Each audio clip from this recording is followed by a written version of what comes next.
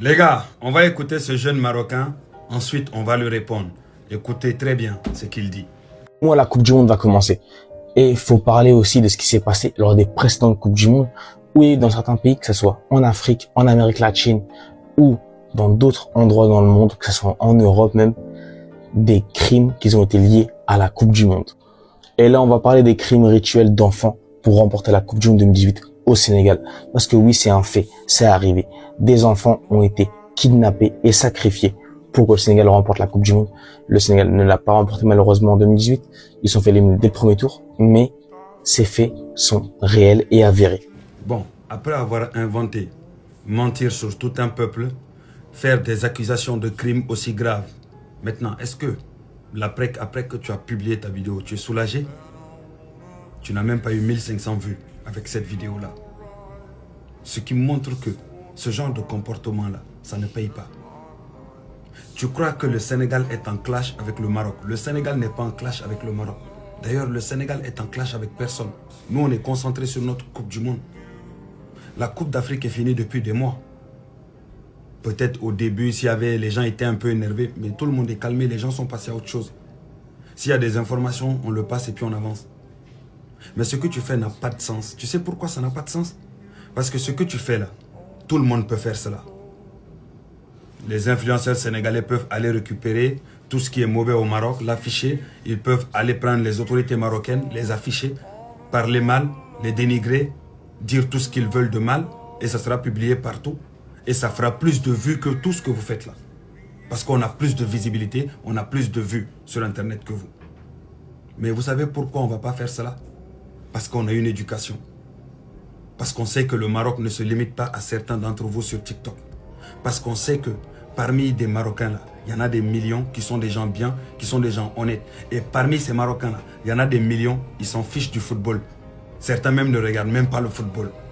Donc ce n'est pas à cause de certains d'entre vous que nous, de notre côté, on va se lever pour essayer de mal parler du Maroc, attaquer les Marocains. Ça n'a pas de sens. Et surtout que ça ne rapporte rien à notre pays qui est le Sénégal, notre grand pays.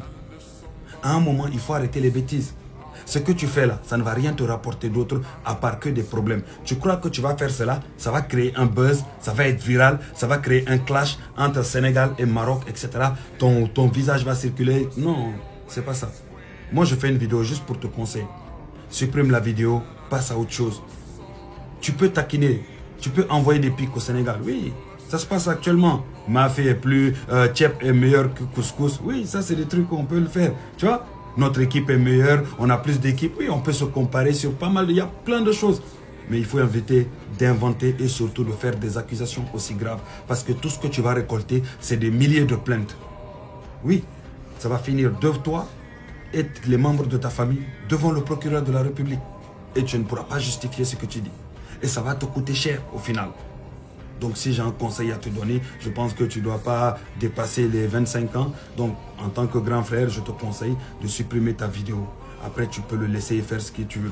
Mais s'il y a des jeunes Sénégalais qui se lèvent, qui ont le même âge que toi, se lèvent, commencent à mal parler de ton pays, afficher les dirigeants de ton pays et dire n'importe quoi sur ton pays, sache que tu seras le seul responsable. Et si ça dépasse certaines limites, les autorités de ton pays s'en prendront que à toi.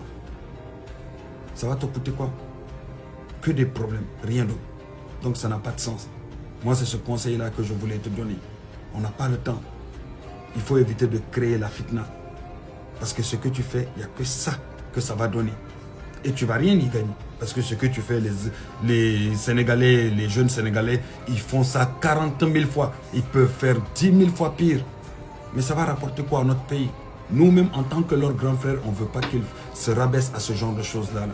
Parce qu'on estime que notre pays est assez haut. Donc, un conseil, il faut supprimer. Mais si tu ne supprimes pas, crois-moi que le nombre de plaintes qui va tomber chez toi, tu n'auras pas le temps de compter ça. Parce qu'il va te falloir des jours pour pouvoir compter le nombre de plaintes qui va arriver. Il n'y a pas de clash entre Sénégal et qui que ce soit. On n'est pas dans ce genre de choses-là. 95% de musulmans, 5% de chrétiens et un peu de autres, athées et autres. On n'a pas le temps. Voilà pourquoi on nous appelle des Sénégalais. On est respectueux, on est calme, bien éduqué.